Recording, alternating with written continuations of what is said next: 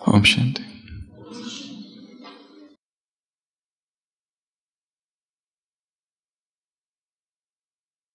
एक बहुत बहुत पुराने गांव में एक बहुत बहुत पुराना चर्च था। चर्च जरा जीर्ण हो चुका था, खंडहर सा था। लोगों ने वहां आना जाना बंद कर दिया था,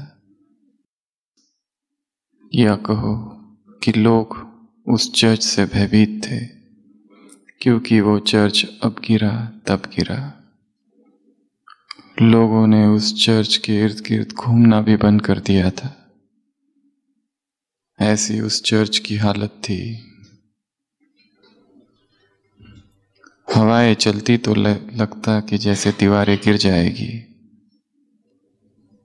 इतना जर्जर वो चर्च हो चुका था। यहां तक कि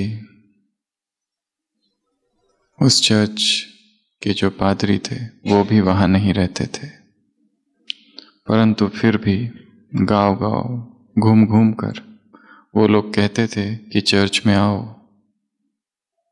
प्रभु के मंदिर में आओ, पर वो खुद भी वहां नहीं रहते।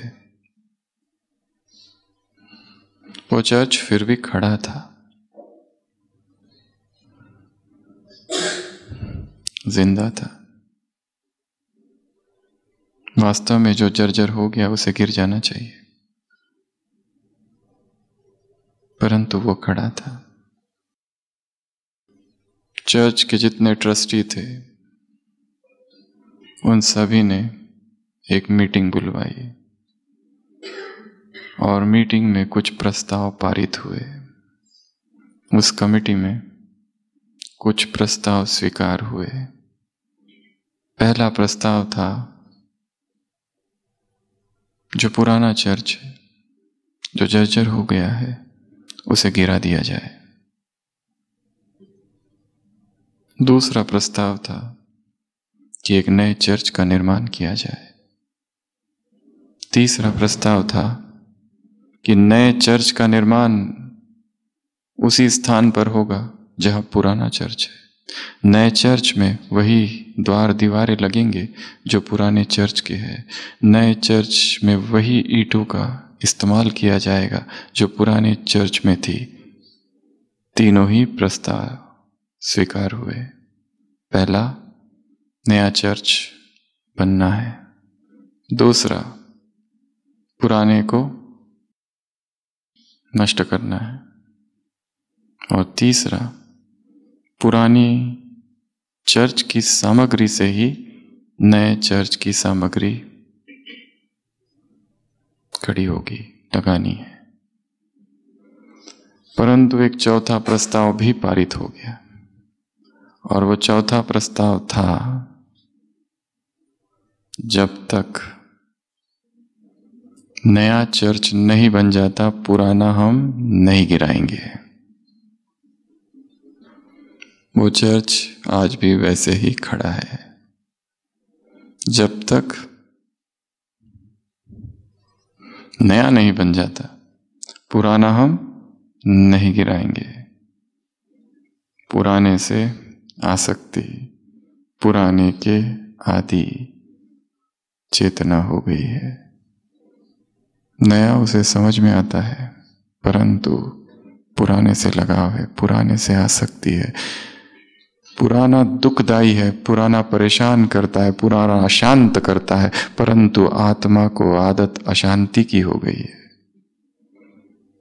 शांति वो चाहती है, परंतु अशांति छोड़ना नहीं चाहती। परेशानी से मुक्त होना चाहती है, परंतु आज नहीं कल।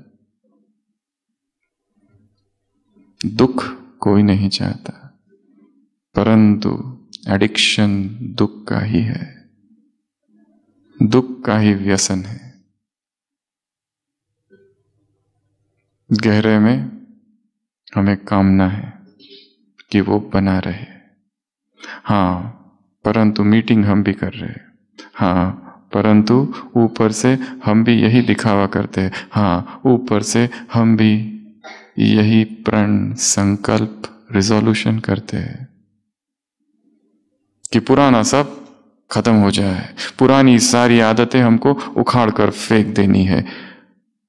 पुरानी आदतों को नष्ट करने का उमंग, उत्साह बहुत ज्यादा है, परंतु उन आदतों को समझने का उत्साह कम है, और बिना उनको समझे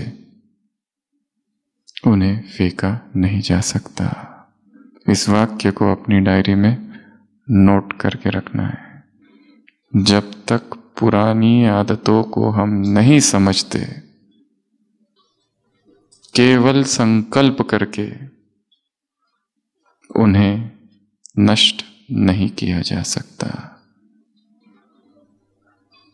जितने मोटिवेटेड, उत्साहित हम आदतों को समाप्त करने के लिए है, उससे कई गुना अधिक मोटिवेशन आवश्यक है उन आदतों को समझने के लिए, क्योंकि वो बहुत गहरी है। न्यू ईयर, ईयर शब्द के दो अर्थ होते हैं या दो प्रकार के स्पेलिंग है। न्यू ईयर रिजोल्यूशन की किसी ने परिभाषा की है, वो संकल्प जो पुराने से निकलता है, नए में प्रवेश करता है और निकल जाता है, जो ओल्ड ईयर से निकलकर नए ईयर से बाहर आता है। ईयर का एक अर्थ होता है ईयर, ये न्यू ईयर रिजोल्यूशन अर्थात एक ईयर से प्रवेश करता है और दूसरे ईयर से बाहर।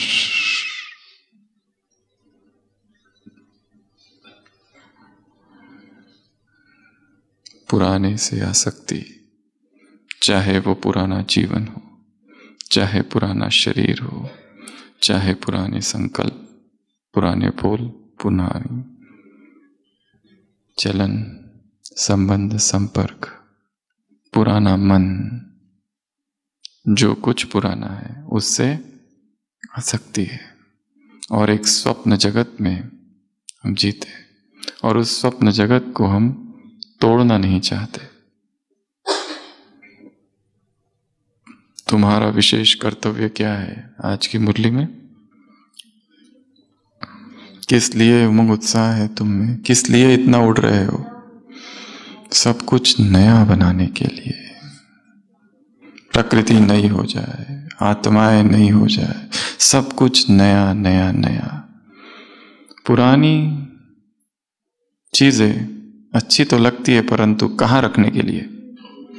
संग्रहालय में अच्छी लगती है, यादगार के रूप में अच्छी लगती है, प्रयोग करने के लिए नहीं।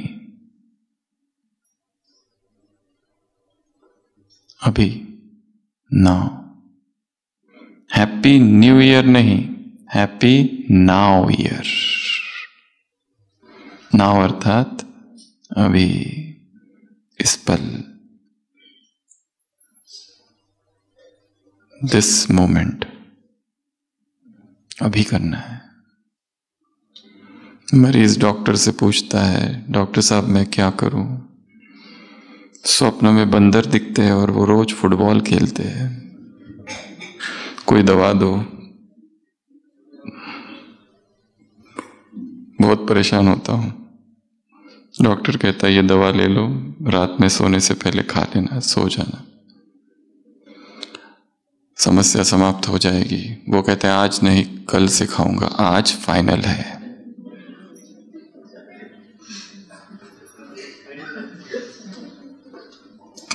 कहां पर फाइनल है? स्वप्न में। स्वप्न इतना सुंदर है, हमारा स्वनिर्मित है, हम उसे तोड़ना नहीं चाहते। और भगवान आया है हम सबके, वो पुराने जो स्वप्न है, वो भ्रमजाल है, वो जो मकड़ी का जाल है, उन सभी स्वप्नों को, उन सभी भ्रमों को, उन सभी अज्ञान की निद्रा को, विस्मृति को, तंद्रा को तोड़ने। और जब हमें कोई नींद से उठाए तो अच्छा लगता है क्या? किसको अच्छा लगता है? कोई नींद से जबरदस्ती उठा दे और हमें अच्छी नींद आ रही है, हम स्वप्न देखे जा रहे हैं।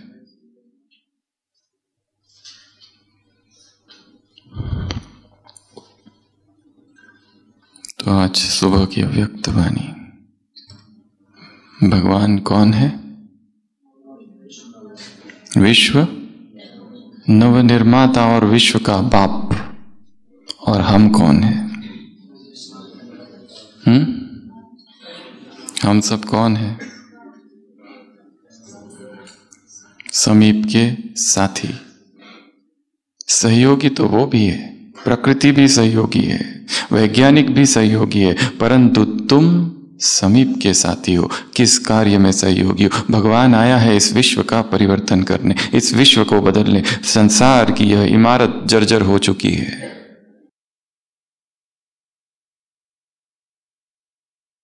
बिना मृत्यु के नया जन्म नहीं हो सकता। नए जन्म से पहले क्या चाहिए? मृत्यु। कौन मरना चाहता है? कोई नहीं। परंतु बिना डेथ के रिबर्थ हो ही नहीं सकता।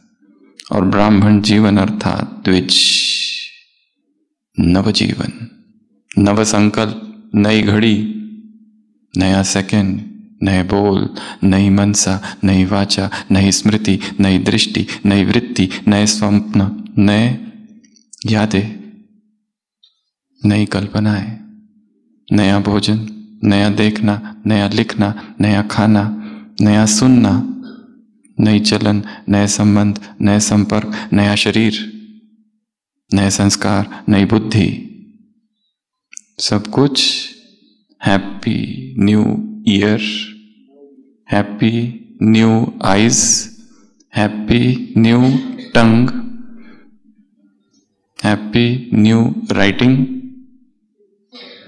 हैप्पी न्यू फूड, सब कुछ नया। नवीनता के तीन अर्थ है। न्यूनेस की तीन प्रकार की परिभाषा है। पहली, बीती सो बीती। पहली, पुराने को नष्ट कर देना। पहली, पुराने को भूल जाना। दूसरा, नवीनता अर्थात रचनात्मकता, क्रिएटिविटी, सृजनात्मकता। तीसरा, नवीनता अर्थात परिवर्तन। और आज की मुरली में नवीनता की परिभाषा, नवीनता अर्थात विशेषता। तो नवीनता लाना अर्थात पुराना जो कुछ है उसे खत्म। किताब बंद, हिसाब खत्म। लोग क्या करते हैं? जला देते। होशियार और कम होशियार, दो प्रकार के बच्चे।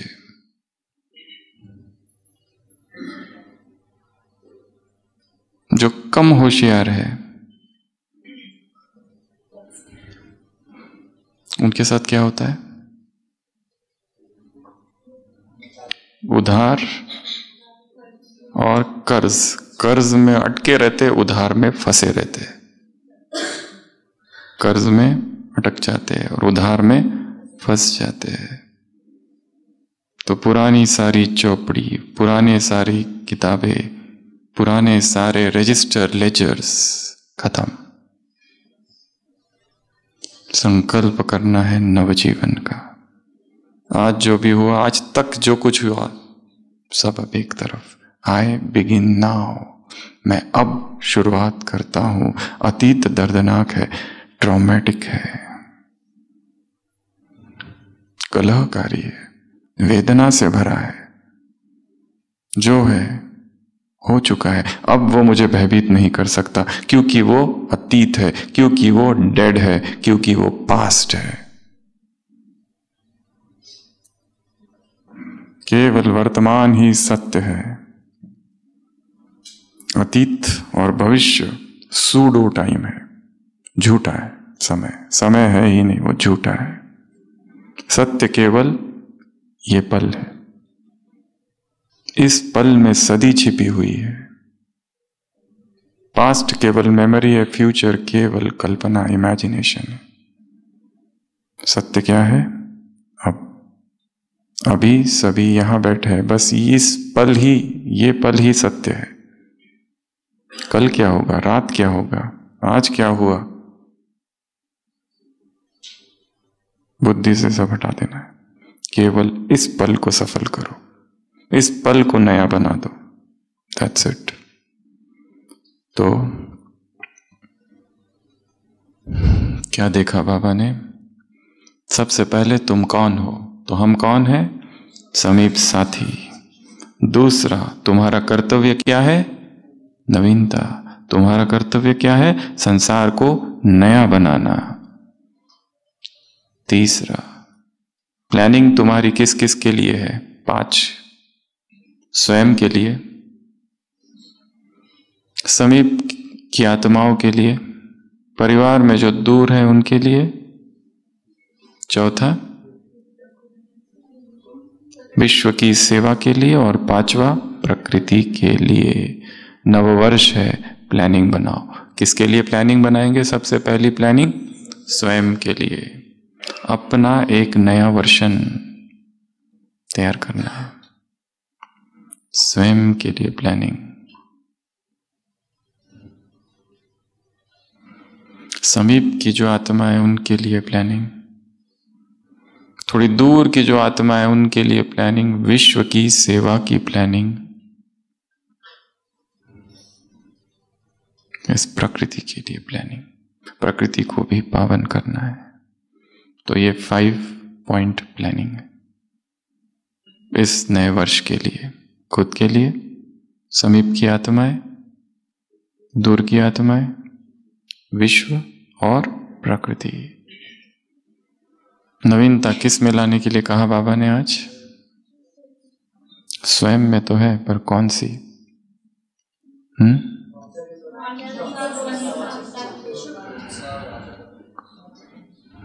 जादू मंत्र। कौन सा जादू मंत्र? जादू हो गया, जादू अर्थात मिरेकल। ऐसा अनुभव हो जाए कि ये तो जादू हो गया। जादू हो जाता है तो खुशी होती है ना। अचानक जो चाहते थे और नहीं मिल रहा है और अचानक मिल जाए, जादू।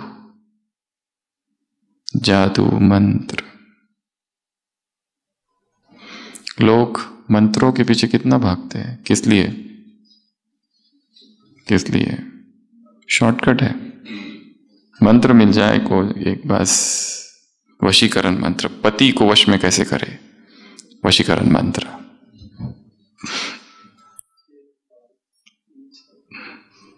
मंत्र है संसार में।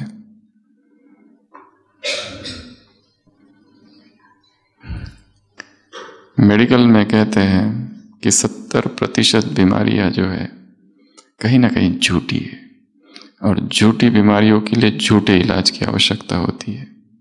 संसार में पता नहीं कितने मंत्र है, तंत्र है, ताबीज है, क्या कुछ नहीं है। वो सब किस सिद्धांत के इर्द गिर्द घूमते हैं?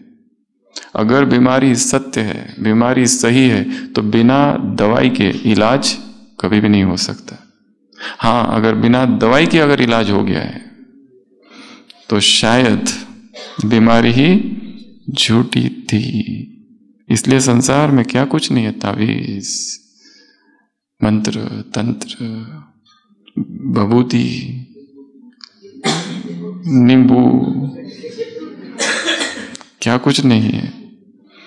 किसी व्यक्ति को यह भ्रम हो गया कि वो जब सो रहा था मुंह खोल कर, तो एक सांप उसके मुंह के अंदर चला गया, और उसका ये वहम इतना गहरा था, इतना गहरा कि उसने कई सारे इलाज कराए। लोग, डॉक्टरों ने उसके एक्सरे निकाले, MRI, CT स्कैन, सब कुछ उसको बताया कि कहीं कुछ भी नहीं है। वो मानने को ही नहीं तैयार था, क्योंकि उसे उस सांप की आवाज पेट से आती थी जब सांप चलता था, सांप की फुंकार। और उसका ये निश्चय था, कि विश्वास था कि मेरे पेट में सांप है, और बहुत दुखी था, और मुझे इलाज कराना है। किसके पास जाऊं? संसार के सारे डॉक्टर फेल। एक मदारी को पता चला, उसने कहा मैं ठीक करता हूं तुम्हारी बीमारी। कौन कहता है सांप नहीं है? सांप है, लेट जाओ, अब भी इलाज किए देता हूं। चादर उड़ा दी, मदारी ने अपना ही सांप नीचे डाल दिया। चादर से निकलता हुआ सांप उस आदमी ने देखा और उसे विश्वास हो गया कि सांप जो पेट में था वो निकल गया। और उस मदारी ने कहा देखो ये है सांप। कहां है वो सारे मूर्ख डॉक्टर्स जो कहते कुछ नहीं है, कुछ नहीं है, कुछ नहीं है। तब कहीं उसका एकदम से विश्वास हो गया और खाली खाली अच्छा लगने लगा उसे। प्रत्यक्ष प्रमाण मिल गया, बीमारी झूठी थी तो इलाज भी झूठा ही होना चाहिए।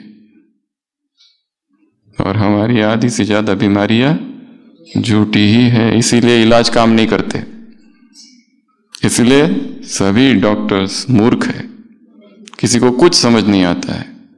अभी भी एक अच्छे डॉक्टर की तलाश जारी है। जैसे ही पता चलता है उसके पास हम पहुंच जाते हैं अपनी सारी फाइलों को लेकर। मंत्र संसार में बहुत है, जाते हैं लोग, मंत्र लेते हैं और जाप करते रहते हैं।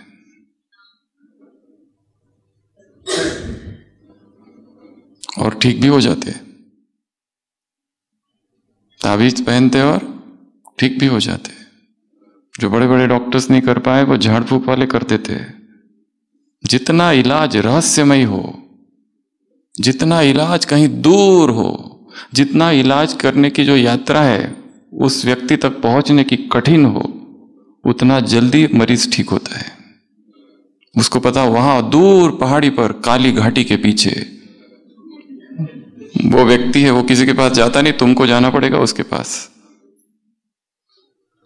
वो पैसे भी नहीं लेता और विश्वास बढ़ता है, ज्यादा ठीक होता है व्यक्ति। क्योंकि बीमारी झूठी है तो इलाज भी झूठा होना चाहिए।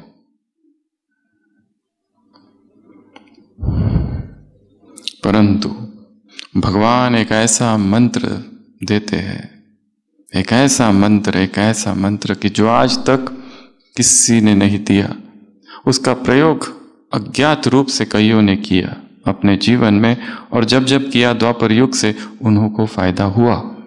पर भगवान ने आज उसे मंत्र के रूप में कहा है, और वो मंत्र है शुभ भावना, शुभ कामना और शुभ दुआएं। जैसे वाणी की सेवा कर रहे हो, जैसे वाणी की सेवा में उमंग उत्साह है, जैसे वाणी की सेवा के लिए भाग दौड़ करते हो, जैसे वाणी की सेवा नेशनल इंटरनेशनल वर्गीकरण सब कुछ कर रहे हो, उसी तरह अब उस वाणी की सेवा के साथ मन को जोड़ दो। इसका मेल, इसका बैलेंस, इसको मिश्रित कर दो, इसको जोड़ दो। इस जोड़ से जो निर्माण होगा वो होगा मंत्र, जादू का मंत्र। और इस जादू के मंत्र से 10 बातें होगी जिसकी हम अभी चर्चा करेंगे। क्या कर दो ऐसा मंत्र, मंत्र के फायदे भी तो चाहिए। मंत्र अगर दे दे कोई और फायदा कुछ भी नहीं हो और हम वैसे ही जाप करते रहे तो कौन मानेगा कि ये शक्तिशाली पावरफुल मंत्र है। मंत्र बीज की तरह होता है, साधक को गुरु के द्वारा मिलता है और फिर मंत्र की वो साधना करता है, और साधना करते करते करते करते वो मंत्र सिद्ध हो जाता है और आत्मा इस सिद्धि को प्राप्त करती है।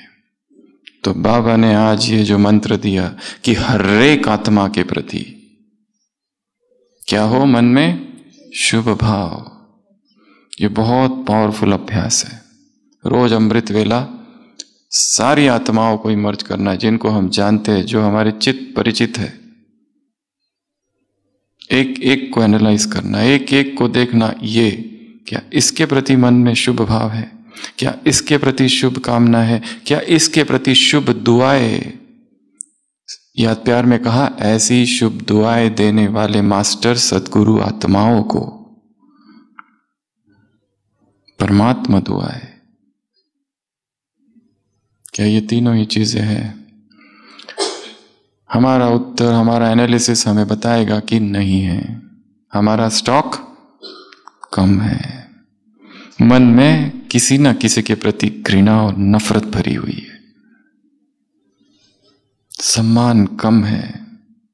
किसी चर्च में एक पादरी आया और 1000 लोगों की सभा थी और सभा में उसने कहा कि तुम में से कोई है जिसके मन में जरा भी 1% भी घृणा नहीं है, नफरत नहीं है, डिसलाइक, हेट्रेट नहीं है, किसी के प्रति जरा भी ग्रज नहीं है?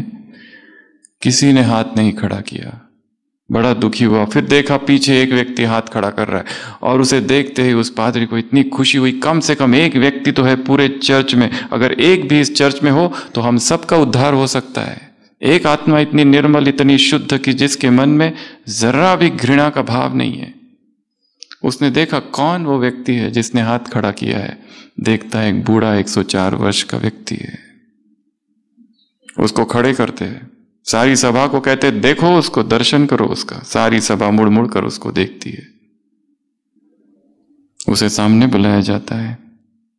कहते हैं कि आप अपना अनुभव सुनाओ कि कैसे आपने इस घृणा के प्रति इतना उससे ऊपर उठ गए और विजय प्राप्त कर ली घृणा पर, जबकि हम में से हर एक किसी न किसी से नफरत, घृणा, ईर्ष्या, द्वेष, कुछ ना कुछ तो हम में भरा है। वो कहता है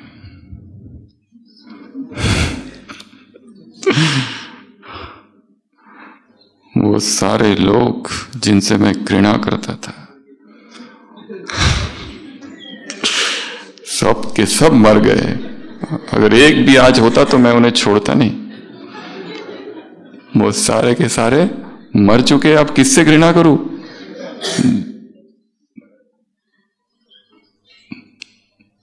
हमारा घृणा रहित होना अभी दूसरों के जिंदा होने और मरने पर निर्भर है। ये घृणा, ये प्रेम, ये शुभ भावना सच्ची शुभ भावना नहीं है कोई भी। ये एक आंतरिक अभ्यास है जो रोज करना है। एक एक आत्मा को देखो, क्यों उसके प्रति देखते ही नफरत आती है, देखते ही घृणा, देखते ही लगता है ये यहां से हट जाए, बाबा इसकी ट्रांसफर कर दो, बाबा ये कभी छुट्टी पे क्यों नहीं जाता, बाकी सब लोग छुट्टी पे जाते हैं, इनको भी तो कभी छुट्टी दो, इनके घर में भी तो कुछ हो जाए। कभी कुछ होता ही नहीं, लगे रहते हैं इधर, खुद भी परेशान और हमको भी परेशान। सबसे पहली चीज इस मंत्र से जो होती है, मंत्र है शुभ भाव, शुभ कामना और शुभ दुआएं। स्वयं और दूसरों को शुद्ध वाइब्रेशंस का अनुभव। क्या कहा बाबा ने? जो पहली चीज होगी, इससे खुद को भी अनुभव होगा शुद्ध वाइब्रेशंस का, और दूसरों को भी अनुभव होगा कि यह आत्मा घृणा रहित है, घृणातीत। नष्टो घृणा, नष्टो नफरत। ये बहुत लंबा अभ्यास है और सूक्ष्म अभ्यास है, क्योंकि मन के तल, मन के लेयर्स, परतों में छिपी है घृणा। दूसरे आगे जाते हैं तो अचानक कुछ होने लगता है। हमसे आगे नहीं जाना चाहिए। कोई कान में आके कह दे कि वो दूसरा भाई तुमसे अधिक नम्र है, मेरे से अधिक। कोई कान में आके कह दे उसका ज्ञान युग तुमसे अच्छा है। कोई कान में आके कह दे वो अच्छा बोलता है तुमसे, उसका चिंतन तुमसे ज्यादा अच्छा है, उसका योग तुमसे। पर दिखाए कैसे? क्योंकि हम दिखाएंगे तो हम कम योगी ठहरे, इसके लिए हम भी तारीफ करेंगे, हाँ वो तो बहुत अच्छा है। पर एक एक शब्द बोलते हुए अंदर जो दर्द और पीड़ा और टीस उठ रही है, वो परम धाम तक बाबा को छोड़कर और किसी को नहीं पता। किसी की स्तुति, तारीफ, महिमा, बाकी किसी में कोई स्किल है, उसकी इस तारीफ करने में तो और जो मरे हुए हैं उनकी तारीफ करने में तो जरा भी कुछ नहीं जाता है। और जो बहुत दूर है, जिनसे हमारा कोई संपर्क नहीं है, उनकी तारीफ आराम से की जा सकती है। पर जो हमारे साथ साथ ही निकले और हम दोनों साथ साथ ही थे और वो आगे चला गया, हम पीछे रह गए और लोग उसकी महिमा कर रहे, तब मुश्किल है। और कोई ये भी कहते तुम आगे क्यों नहीं बढ़ते उसके जैसा। आग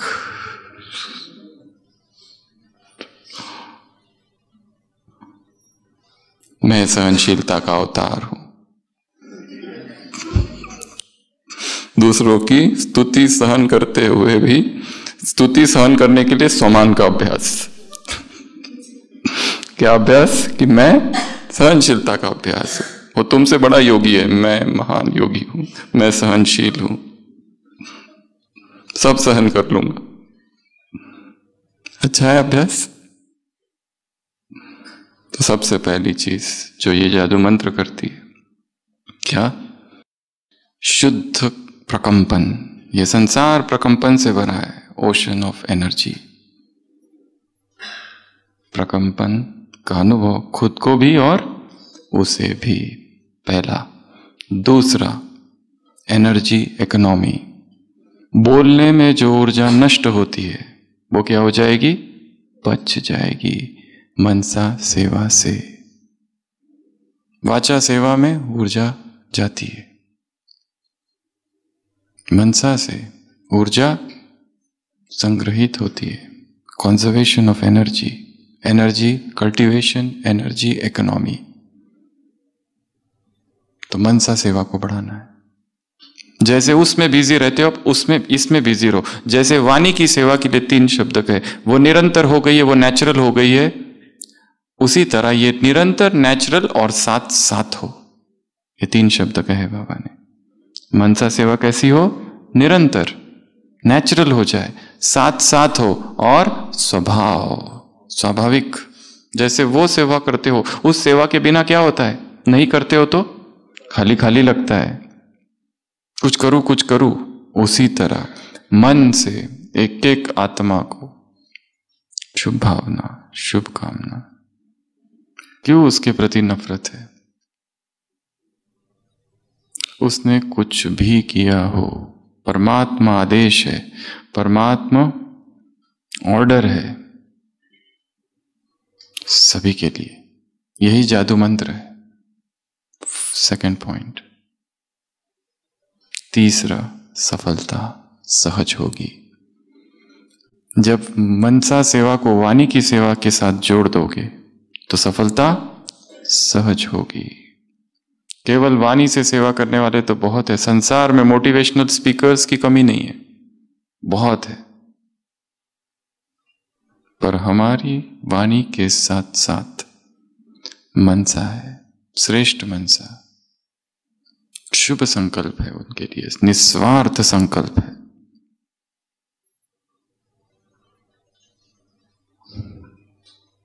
चौथा, समय बच जाएगा। ये जादू मंत्र क्या कर देगा? समय को बचा देगा। और time is energy, time is currency. समय ही तो है जो हमारे हाथ से निकला जाता है प्रतिपल। तो वो हर चीज करनी है जो हमारे समय को बचा दे। चौथा, पांचवा, मेहनत कम। केवल वाणी से सेवा कर रहे हैं, केवल कर्मों से सेवा कर रहे हैं, उसमें मेहनत है। पर मन की जो सेवा है बहुत सहज है।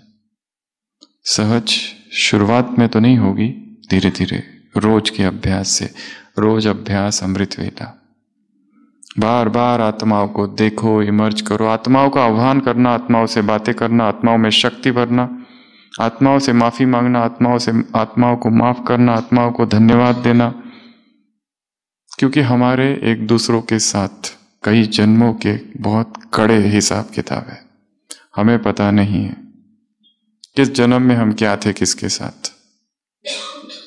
पुराने एक्टर्स नए रंगमंच पर, नए रूप में, नए वेश में आ गए। वही पुराने किरदार है, नए पुराने पात्र मंच पर आ गए। किस लिए? हिसाब चुकतो करने। किसने बदला है? क्या संकल्प लेकर ही शरीर छोड़ा था। इसके लिए बचपन से ही क्या इच्छा है? बदला। बचपन से एक ही संकल्प है, बदला। क्योंकि किसी जन्म में उसी संकल्प के साथ शरीर छोड़ा था और हम निमित्त थे उसके शरीर छोड़ने के। इसलिए उसकी निगाहें हमें ढूंढ रही है और जिस दिन हम उसे मिल जाएंगे हमें वो छोड़ेगा नहीं। कुछ तो मिल चुके हैं, कुछ अभी बाकी है। एक उन आत्माओं को भी देखो कि जिनके साथ अभी तक कोई हिसाब नहीं है पर होने वाला है, उनको भी किरणें डालते जाओ। इसके लिए अमृत वेला उन आत्माओं को इमर्ज करो जो सारे दिन में नए हिसाब आने वाले हैं, नई आत्माएं आने वाली है, अभी तक जो चालू ही नहीं हुए। हमें उनके बारे में कुछ पता नहीं पर वो है, हर दिन नया है, नई आत्माएं आएगी। उनको पहले से ही क्या कर देना, उनसे पहले ही माफी मांग लो।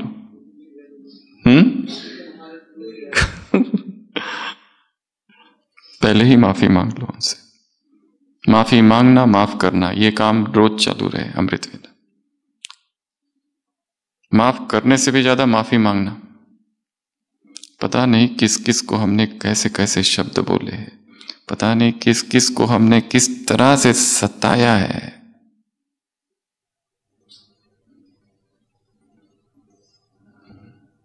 बहुत कुछ कर रखा है पूर्व जन्मों में। इसके लिए इस जन्म में अज्ञात सी बातें होती रहती है, समझ ही नहीं आती है, कंफ्यूजिंग। अचानक कोई आ जाता है, अचानक हिसाब, न लेन न देन, न कोई किसी से कोई मतलब। फिर भी 4 दिनों के लिए कोई आत्मा आ जाती है, 4 दिन हो ऊपर नीचे हो जाते सारा स्थिति और वो चली जाती है। और हम सोचते बैठे ऐसा क्यों हुआ, बाबा को खत लिखते ये नहीं होना चाहिए था।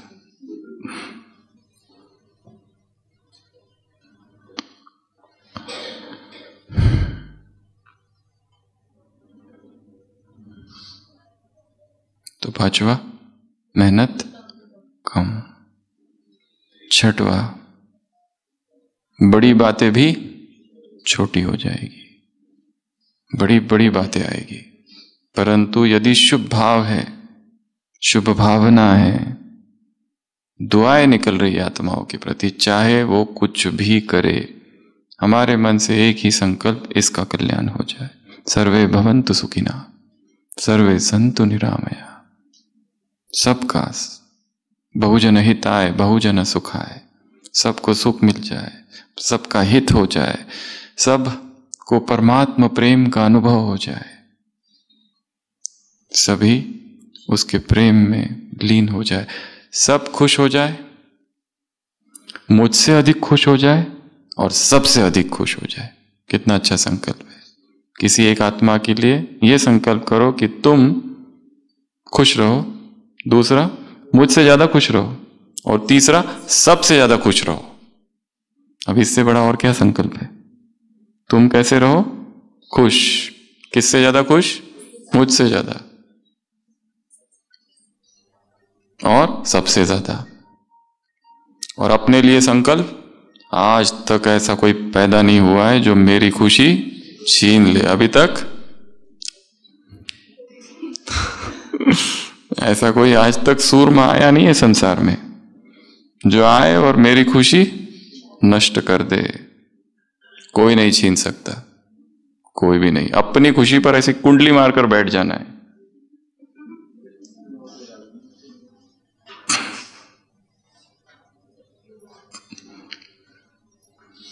सातवां, मन की हलचल समाप्त। शुभ भावना, शुभ कामना और दुआओं से क्या होगा?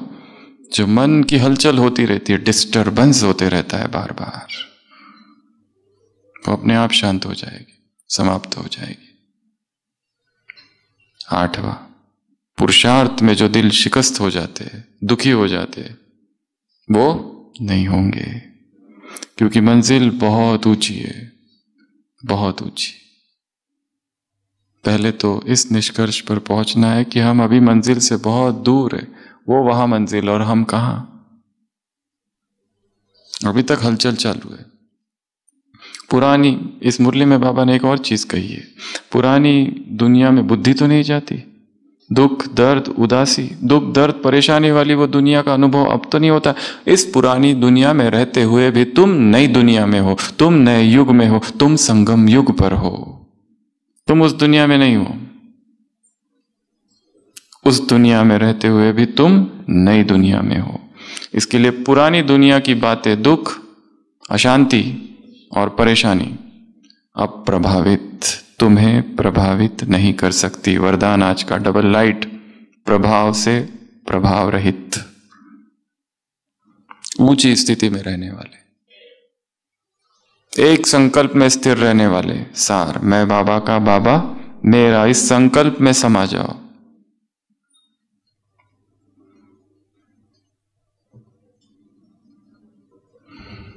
तो 8वां, डिप्रेशन नहीं।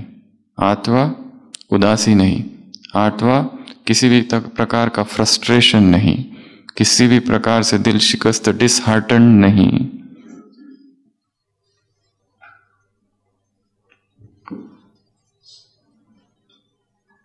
9वां और सबसे महत्वपूर्ण, संगठन में चलना आसान हो जाएगा। ये सबसे बड़ा पेपर है, क्योंकि बाबा ने से हमने संगठन तो कभी मांगा ही नहीं था। क्या कहा था भक्ति में? तुम आ जाओ, वो आ गया। तुम चाहिए, वो मिल गया। तुमसे सबसे ज्यादा प्यार है, तुम पर बलिहार। किसने ऐसा मांगा था कि जब आओ तो एक फौज लेके आना, एक ऐसी गैंग जो हमें तिल तिल तड़पाए और हिसाब चुकतू कराए हमसे? ये कहां से आ गया? ये तो मांगा ही नहीं था। तुम चाहिए बस, मैं और मेरा बाबा, ये सब हटाओ। क्या करूं, इनका इन निर्गुण हारों में कोई गुण नहीं है बाबा। एक भी गुण किसमें दिखाई नहीं देता है। पता नहीं तुमने कैसे चुन लिया इसको, क्या देख लिया इसमें, मुझे तो एक भी नहीं दिखता है। अमृत वेला इतने उसका चिंतन करता हूं, पर अवगुणों के सिवा कभी कुछ नहीं दिखा। पता नहीं इसको कैसे बाबा ने, और पता नहीं बाबा इसके द्वारा क्या कराना चाहता है। ऐसा तो कुछ लक्षण अब तक दिखाई नहीं दे रहे सेवाओं के, कि भाई ये इसके द्वारा कोई बड़ी सेवा हो रही है, ऐसा कुछ भी नहीं दिखाई दे रहा है।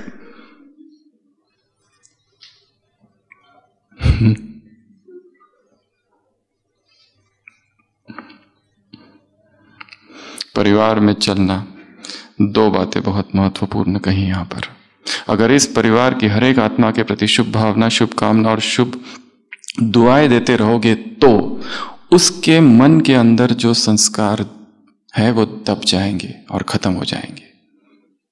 दूसरा, वो हमारा सामना नहीं करेगी, वो आत्मा हमारा सामना नहीं करेगी। यदि आत्माओं के द्वारा बार बार पेपर आ रहे, आत्माओं के द्वारा बार बार सामना करना पड़ता है, तो जरूर हमारे भी मन में उनके प्रति सूक्ष्म घृणा, नफरत कुछ तो है, उसका ही वो प्रतिफलन है। हमारे सूक्ष्म संकल्प उन तक पहुंच रहे हैं, हमें वो अहंकारी दिखते हैं, इसका अर्थ है हम में उनसे भी ज्यादा अहंकार है। हमें उनमें अवगुण दिखाई देते हैं, अर्थात हमारे अंदर वो है। हम दूसरों के अवगुण डिटेक्ट कर सकते हैं, इसके अर्थात हम उसमें एक्सपर्ट है। किसमें? अवगुणों में। अवगुणों पर हमारी पीएचडी इतनी पक्की है कि हमें दिखाई देता है कि ये झूठ बोल रहा है। एकदम डिटेक्ट कर लिया किसी का झूठ, अर्थात तुम भी झूठ में कोई कम एक्सपर्ट नहीं हो। नहीं तो कोई साधारण सा व्यक्ति आता है गांव का, उसे जो बताओ वो बेचारा मान लेता है, क्योंकि उसे झूठ का कोई अनुभव नहीं है। हमें एक्सपर्ट है हम, इसलिए डिटेक्ट करते हैं। तो इस परिवार की आत्माओं को रोज रोज इमर्ज करना है, अपने डिपार्टमेंट की आत्माओं को रोज इमर्ज करना, अपने घर की आत्माओं को, सेवा केंद्र की आत्माओं को, इंचार्ज, साथी, जूनियर, स्टूडेंट, बाहर वाले, लौकिक वाले, मधुबन, सारी आत्माओं को बार बार देखना है। ब्राह्मणों के हिसाब किताब ब्राह्मणों के द्वारा चुकतू होंगे। वो हिसाब किताब बड़े हल्के हैं, ये कड़े हैं।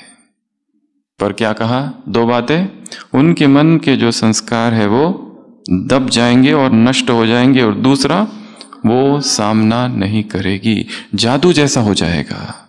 ये है जादू मंत्र, जो रोज हमारा सामना करती है, रोज हमसे नफरत करती है, रोज हमारे मार्ग में व्यवधान उत्पन्न करती है। अचानक एक दिन वो शांत हो जाएगी, हट जाएगी, चुप हो जाएगी, बिना हमारे कुछ कहे। नहीं तो उसे कितना भी उसके साथ बैठकर डिस्कशन करके समझाओ, पूछो, कोई बताता है? हम किसी से जाके पूछे कि तुमने मेरा अपमान क्यों किया, तो बता देगा वो? कभी नहीं बताएगा। विधि गलत है। विधि है सूक्ष्म, विधि है मनसा, वाइब्रेशंस। आत्माओं के संकल्पों को अपने मन के सूक्ष्म वाइब्रेशन से बदलना है। तो ये था 9वां, और 10वां आप बताएंगे, विहंग मार्ग की सेवा। क्या हो जाएगा? विहंग मार्ग की सेवा। बाबा ने कहा क्वांटिटी और क्वालिटी, क्वालिटी वाली आत्माओं को निकालना है। प्रजा भी कैसी हो? नंबर 1 प्रजा। प्रजा किसकी है? ब्रह्मा की प्रजा है। प्रजा किसकी है? विश्व महाराजन की प्रजा है। 2 प्रकार, एक सहयोगी और दूसरे स्नेही। कम से कम फर्स्ट नंबर की प्रजा वो हो जो परमात्मा स्नेही हो, जिन्होंने परमात्मा स्नेह का अनुभव कर रहा है। तो सुबह सुबह अमृत वेले आत्माओं को इमर्ज करो और उनके अंदर डिवाइन लाइट, डिवाइन माइट और डिवाइन लव भर दो। डिवाइन लाइट, डिवाइन माइट और डिवाइन लव। डिवाइन लाइट अर्थात ज्ञान, डिवाइन माइट अर्थात शक्ति, डिवाइन लव अर्थात प्रभु प्रेम। लोग पूछते हैं हम दूसरों को क्या दें सकाश में? ये 3 चीजें दो। ये नहीं कहो इसका ये ठीक कर दो, वो ठीक कर दो, ये ज्ञान में आ जाए, सेंटर में आ जाए, इसका ऐसा कर दो, उसका वो सहयोगी बन जाए। कुछ नहीं, दिव्य प्रकाश उसमें भर जाए, दिव्य शक्तियां उसमें भर जाए और प्रभु प्रेम उसमें भर जाए, बस अपने आप वो आ जाएगा। पहला कदम सहयोगी, दूसरा कदम स्नेही, तीसरा कदम समर्पण। समर्पण ना भी हो परंतु स्नेह तक तो पहुंचे, तब 111 प्रजा। विहंग मार्ग की सेवा, क्वालिटी वाली सेवा। रूहानी खेती का वर्णन कहा किया यहां पर बाबा ने। एक है धरा, एक है हल, एक है बीज, एक है पानी और एक है फल। वाचा सेवा क्या है? हल चलाना, धरनी है, सीधा करने के लिए हल चलाया जाता है, फिर बीज डाला जाता है, प्राप्तियों का पानी और फिर फल। तो मनसा सेवा, शुभ भावना, शुभकामना, ये बीज है।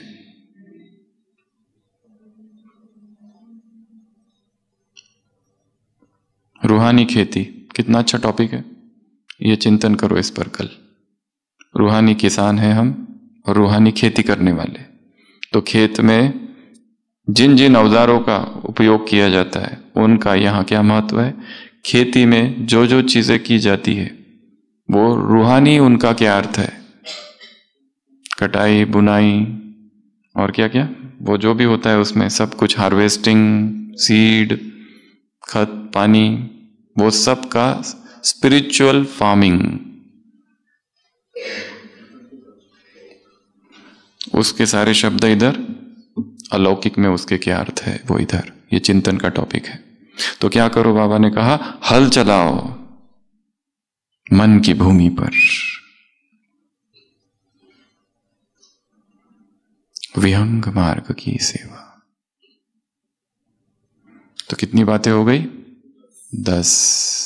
मधुबन को भी याद किया है। जो चुल पर वो दिल पर बेहद के भंडारे से ब्रह्मा भोजन खाने वाले।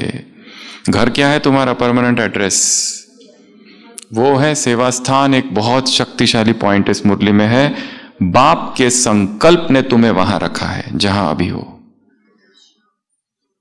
बुद्धि की टचिंग से उस सेवा स्थान पर हो, बाप के संकल्प ने तुम्हें वहां रखा है। इसलिए ये नहीं कहो हमें मधुबन ही जाना है, हम वहीं रहेंगे मधुबन में जाके। बाप के संकल्प ने तुम्हें उस सेवा स्थान पर रखा है। टाइम होगा तो आ जाओगे। अगर उसके संकल्प ने वहां रखा तो उसका संकल्प ही यहां भी ले आएगा। मधुबन सेवा स्थान, मधुबन परमानेंट एड्रेस है। मधुबन के लिए दूसरा शब्द क्या कहा? मधुबन है तुम्हारी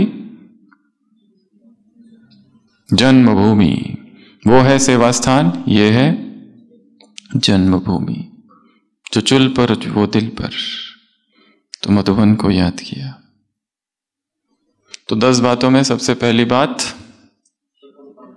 प्रकंपन, वाइब्रेशंस का शुद्ध वाइब्रेशंस, प्योर वाइब्रेशंस का तुमको भी अनुभव होगा और दूसरों को भी। दूसरों को ना भी हो, खुद को तो हो रहा है, उन तक पहुंच जाएगा धीरे धीरे। दूसरा, एनर्जी इकोनॉमी, एनर्जी बच जाएगी। मन की सेवा को बढ़ाओगे तो बिजी हो जाओगे उसमें। तीसरा, सफलता, सेवाओं में सफलता अधिक बढ़ जाएगी। अभी जितनी हो रही है, अभी तो हो रही है, और बढ़ जाएगी। चौथा, समय।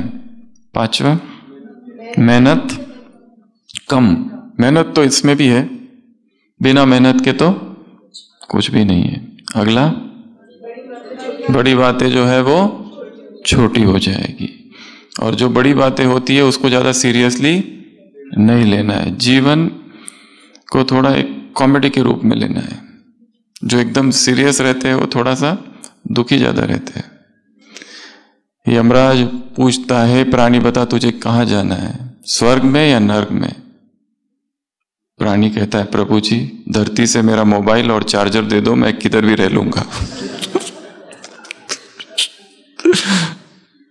किधर भी रह लूंगा, जहां भेजना है भेज दो। अगला, क्या समाप्त हो जाए? मन की हलचल, फ्लक्चुएशंस ऑफ द माइंड। अगला, पुरुषार्थ में दुखी नहीं, उदास नहीं, दिल शिकस्त नहीं। एक दिन गिर गए फिर से खड़े हो जाओ। ऐसा नहीं कि कोई भी नहीं, ये गिरना और संभलने का मार्ग है। गिरे फिर से उठो, फिर से उत्साह, फिर से नया उमंग। चोर कभी दुखी हो जाता है, रोज चोरी करने जाता है रात को, खाली हाथ लौट कर आता है सुबह, पर दूसरी रात को फिर तैयार हो जाता है कि आज तो अच्छा हाथ मार कर ही आऊंगा। कभी उदास नहीं होता है, कभी निराशा नहीं आती है, और हम उदास हो जाते हैं। माया कभी उदास होती है? माया कभी थकती है? बिल्कुल नहीं, अथक है वो। अगला, संगठन में चलना आसान, दूसरी आत्माओं तक क्या हो जाएगा? उनको उनके संकल्प संस्कार दब जाएंगे और सामना नहीं करेगी, पर तब तक उनके प्रति किरणें देते रहना रोज। अगला, विहंग मार्ग की, विहंग अर्थात पक्षी, पक्षी मार्ग की सेवा, ऊंचाई, फास्ट सेवा होगी। ऐसे कैसे? विहंग मार्ग की सेवा करने वाले, ऐसे डबल लाइट रहने वाले, ऐसे दुखधाम से किनारा करने वाली आत्माओं को, ऐसे मैं बाबा का बाबा मेरा इस संकल्प में दृढ़ रहने वाली या समा जाने वाली आत्माओं को, ऐसे मास्टर सदगुरु आत्माओं को, ऐसे विश्व परिवर्तक आत्माओं को, ऐसे डबल सेवा करने वाली आत्माओं को, ऐसे मनसा और वाचा का मेल, मनसा और वाचा का बैलेंस, ऐसे जादू मंत्र का अभ्यास करने वाली आत्माओं को, ऐसे विश्व, नया विश्व निर्माण करने वाली आत्माओं को, नवीनता अर्थात विशेषता लाने वाली आत्माओं को, ऐसे विहंग मार्ग हो गया। ऐसे उड़ती कला वाली आत्माओं को, ऐसी सहयोगी आत्माओं को, स्नेही सहयोगी आत्माओं को, समीप के साथी आत्माओं को, ऐसे सर्व की दुआएं प्राप्त करने वाली आत्माओं को, ऐसे हिम्मतवान आत्माओं को, क्या जन्मभूमि को याद रखने वाली आत्माओं को। मधुबन, वाह, ऐसे बेहद के भंडारे से, तुम बेहद के भंडार में रहते हो। दो प्रकार की प्राप्तियां भी बताइए कि यहाँ की एक वहां की। बाप की गारंटी कभी बदल नहीं सकती। कितना अच्छा वाक्य है। अगला, ऐसे ऐसे मास्टर सदगुरु मास्टर, ऐसे दिल पर सो चुल पर, ऐसे परमात्मा दुआएं प्राप्त करने वाली आत्माओं को, ऐसे नवीनता लाने वाली आत्माओं को, ऐसे डबल लाइट हो गया, ऐसे जादू मंत्र का क्या, जादू मंत्र करने वाली आत्माओं को मंत्र जाप